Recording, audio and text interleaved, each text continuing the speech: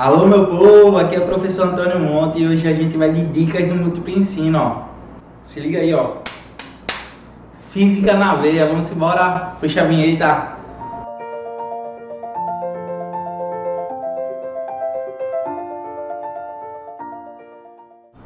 Bom, gente, hoje eu trouxe para vocês uma questão de pêndulo que sempre cai no Enem e no SSA1. Então a questão ela fala o seguinte: um pêndulo de comprimento de 1 metro e massa de 100 gramas é solto do repouso, se liga nessa palavrinha aí, ó, repouso, conforme a imagem a seguir. Então a gente tem a imagem, ele dá os dados, θ igual a 30 graus e a gravidade igual a 9,8 metros por segundo ao quadrado. Considerando os dados fornecidos, responda. Então a gente tem na letra A, com que velocidade a massa chega ao ponto mais baixo da trajetória, e na letra B, qual o valor de tensão do fio no ponto mais baixo da trajetória. Então com isso aí a gente vai para a letra A e vamos ver como é que a gente pode resolver ela. Bom, então na letra A a gente vê que a questão quer saber com que velocidade a massa M chega ao ponto mais baixo da trajetória. Essa questão é uma questão tradicional de conservação de energia, né? Então a gente tem que a variação de energia mecânica é igual a zero. Então daí a gente pode dizer o seguinte, que a energia mecânica final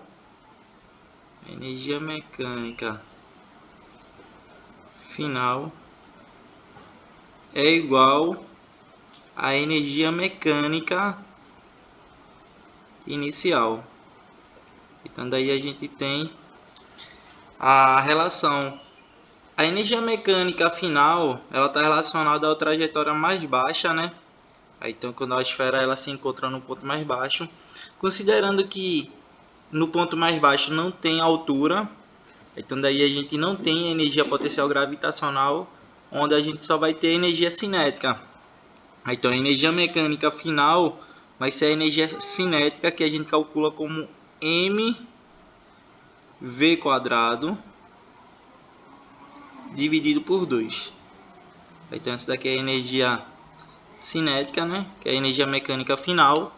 E se a gente considerar a trajetória com o ponto mais alto, onde vai ter uma altura h associada, a gente tem que a partícula está em repouso, então a gente só tem energia potencial gravitacional, no caso mgh.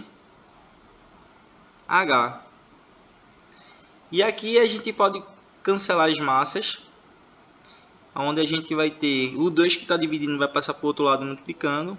Então a gente vai encontrar que V é igual a raiz quadrada, no caso, de 2GH.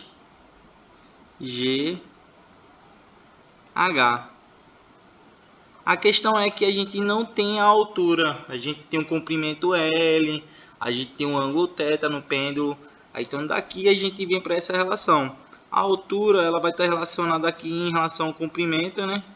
A gente vai ter no ponto mais baixo, então a gente tem H, ele está associado nessa altura. Deixa eu ajeitar aqui. Então H ele vai estar aqui associado nesse ponto, onde a gente também vai ter um comprimento X. Vou chamar aqui um comprimento X qualquer. Deixa eu ajeitar aqui embaixo para ele ficar visível. E aí ela vai estar associada do comprimento do ponto mais alto até ao ponto de H. Então a gente vai ter que L ele vai ser justamente a junção de X mais H. Então a gente pode escrever essa equação como L, comprimento L, deixa eu ajeitar aqui. O comprimento L ele vai ser igual a X, que é o comprimento que a gente viu ali, mais H, que é o que a gente precisa achar, né? Então H ele vai ficar em função de L. Eu vou passar o X para o outro lado, a gente vai ter essa expressão. H é igual a L menos X. E aí a gente não tem a questão do valor de x, né, em função de L, mas a gente pode relacionar com trigonometria. Cosseno de θ.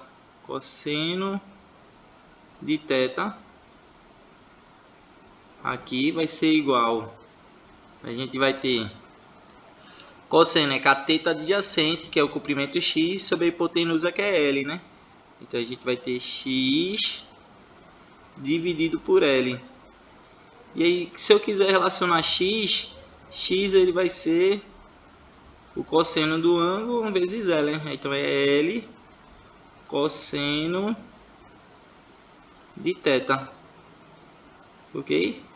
Aí, então daqui a gente pode substituir a expressão. Aí, então vai ficar H igual a L menos x, que vai ser L cosseno de θ.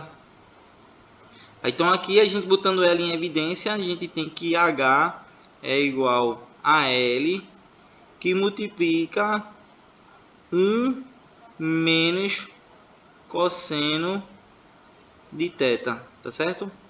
Então agora a gente pode substituir na expressão, onde a gente vai encontrar V igual a raiz quadrada, né?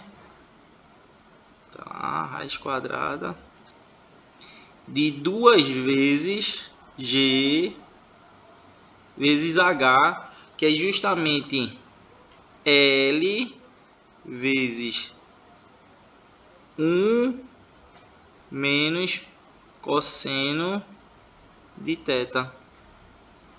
Aí, então daqui a gente substituindo os valores, a gente considera que cosseno de 30 graus, que é o ângulo dado, cosseno de 30 é igual a 0,86. Então a gente substituindo os dados, a gente tem um comprimento que é de 1 metro, a gravidade é 9,8, né? Então a gente vai ter que a velocidade é igual a raiz quadrada, continua lá. Então a gente vai ter 2 vezes a gravidade, que é 9,8 vezes o comprimento, que é 1. Então aqui a gente substituindo os valores, né? 1 menos 0,86. Então aqui, ó, fazendo essa multiplicação e tirando a raiz, a gente tem que velocidade é igual a 1,66 metros por segundo. E com isso a gente finaliza a letra A. Aí, partindo desse ponto, vamos para a letra B. Bom, gente, continuando, a gente tem agora a letra B, onde ele pergunta qual é o valor da tensão do fio no ponto mais baixo da trajetória. Então a gente considera que o ponto mais baixo da trajetória ela está aqui, né? É como se o corpo ele se encontrasse aqui, a massa M. E aí nesse ponto a gente tem que analisar quais forças que atuam nesse corpo. No caso a gente tem o peso associando. Deixa eu voltar. Bom, gente, eu estou considerando que a letra B quer saber qual é o valor da tensão do fio no ponto mais baixo da trajetória. A gente tem que o ponto mais baixo ele se apresenta aqui. Aí, então, corpo de massa M, onde ele vai ter um peso associado para baixo, peso P, e vai ter a tensão do fio, né, associada aqui para cima, onde a gente tem a relação da força centrípeta, né? A força centrípeta ela tem a questão da tensão, mas a força centrípeta ela também atua para cima, a força centrípeta. E aí CP, né? CP, a força associada. Então qual é o diagrama que a gente vai ter aqui? A gente tem que a força centrípeta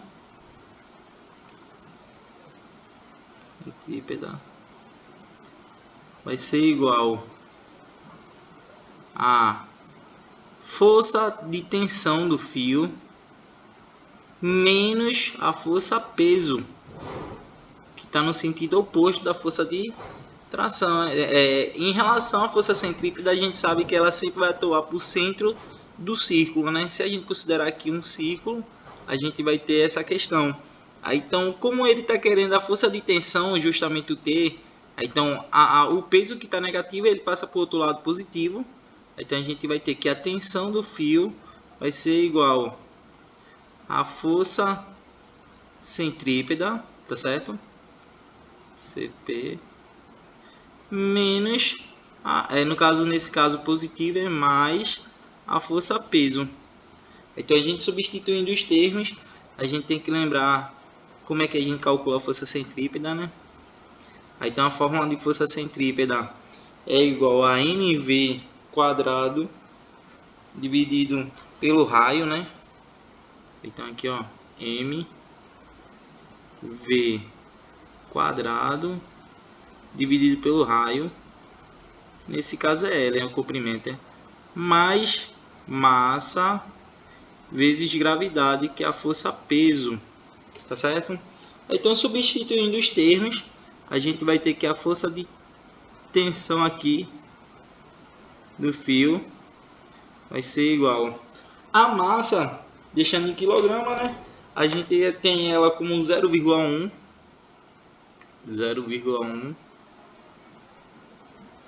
vezes a velocidade que a gente tinha, e nesse caso a gente tinha achado na letra A, é 1,66, aí no caso ao quadrado, dividido pelo comprimento, que é o raio, que é de 1 metro, que é o comprimento L que a gente tem aqui. Deixa eu voltar aqui, ajeitar esse 1 que ficou meio feioso.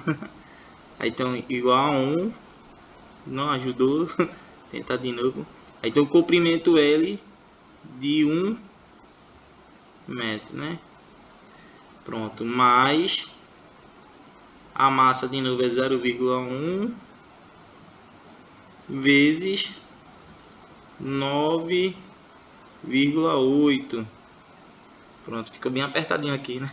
Aí, então a tensão do fio é igual, fazendo essa multiplicação, o resultado final é de 1,26 newtons. Pronto, gente, valor final. Essa é a tensão do fio no ponto mais baixo. E daí a gente finaliza essa questão boa, questão que tanto cai no SSA quanto no Enem. A questão boa de explorar o movimento de pêndulo. E aí se liga aí nesses detalhes, que é o que faz a diferença, beleza?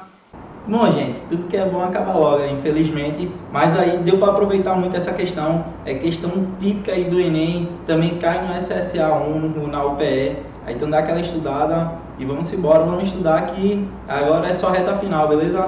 Valeu!